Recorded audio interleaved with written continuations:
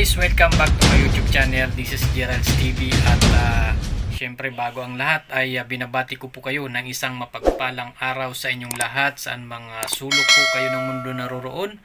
Ano man ang inyong ginagawa sa mga oras na ito, kung dyan po sa inyo ngayon ay umaga, tanghali man or gabi, ay lagi nyo pong tatandaan mag-iingat po kayo palagi.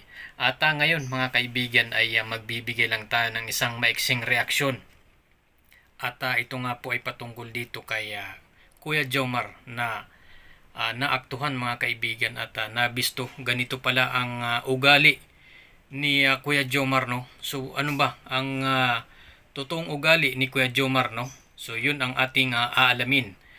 At syempre kung bago ka pa lamang po dito sa ating channel ay pakibisita po ng channel ni Kalinga Prab, Kuya Bal Santos Matubang at syempre Ate Edna Vlogs.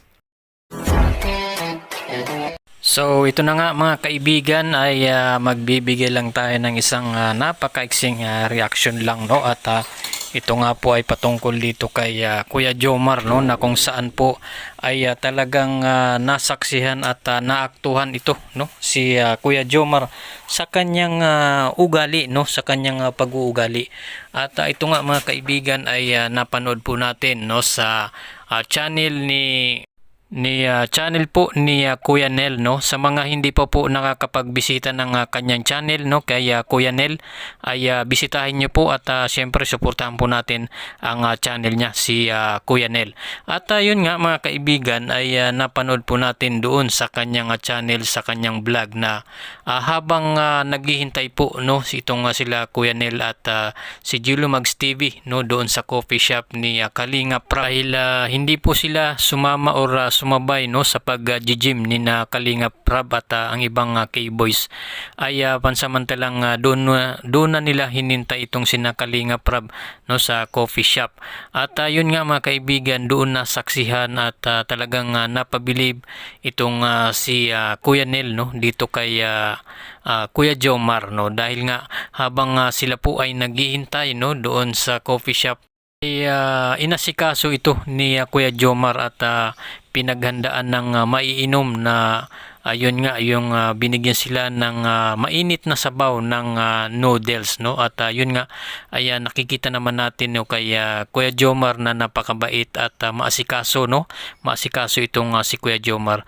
At yun ang nakita ni Kuya Nel, no, sa pag-uugali ni Kuya Jomar na talagang maasikaso at napakabait ni Kuya Jomar na ayon nga kay Kuya Nel, no, ay hindi ka po pababayaan ni Kuya Jomar. At nakikita naman natin, no, mga kaibigan, sa mga vlog, no, dito kay Kalinga Prab, no, sa mga vlog ni Kalinga Prab dito kay Kuya Jomar at kay Carla, no, na talagang makikita natin na napakabait at supportive din at maasikaso talaga itong si Kuya Jomar. At isa pa nakikita ko dito kay Kuya Jomar na kung magsalita siya ay napakamahinahon at feeling ko talaga ay sobrang mabait talaga ito si Kuya Jomar. At maging hindi lang po, no, hindi lang po kay Carla, no, maging sa mga kasama niya, maging dito nga kay Rina, di ba, nakikita naman natin na napakabait niya at pinapakita niya rin ang pag-aasikaso at pagsusuporta, no, dito kay Rina, na talagang masasabi natin na sobrang napakabait at magalang pa itong si Kuya Jomar, na kapag kinakausap mo ay mahinahon, no, kapag siya ay nakikipag-usap or nakikipagkwentuhan, no, sa mga kalingap o sa mga beneficiary ay talagang mahinahon po siya magsalita.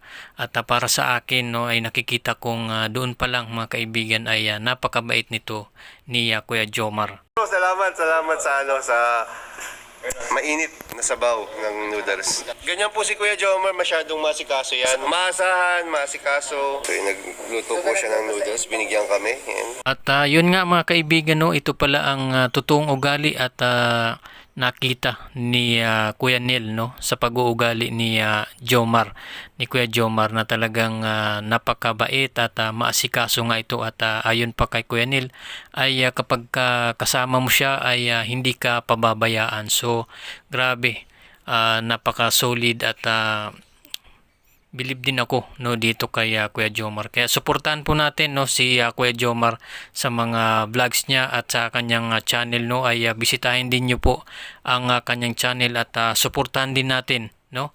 At syempre, yan lamang po ang ating reaction ngayon at siyempre ay patuloy po nating suportahan no ang Team Kalingap no, lalong-lalo na sina Kuya Bal Santos Matubang, Kalingap Prab at Ate Edna Vlogs at lahat ng charity vloggers ng Kalingap or lahat po ng charity vloggers ng Pilipinas ay suportahan po natin dahil talagang sila po ay nakakatulong no sa ating mga kababayan, lalong-lalo na sa mga kababayan nating naghihirap no. So patuloy lang po nating suportahan ang Team Kalingap. So yun lamang po mga kaibigan, maraming salamat po sa inyong panonood at syempre huwag niyo pong kalimutang mag-like at subscribe at pakihit na lang ng notification bell para updated ka sa ating mga bagong i-upload na mga videos. Salamat po at God bless you all.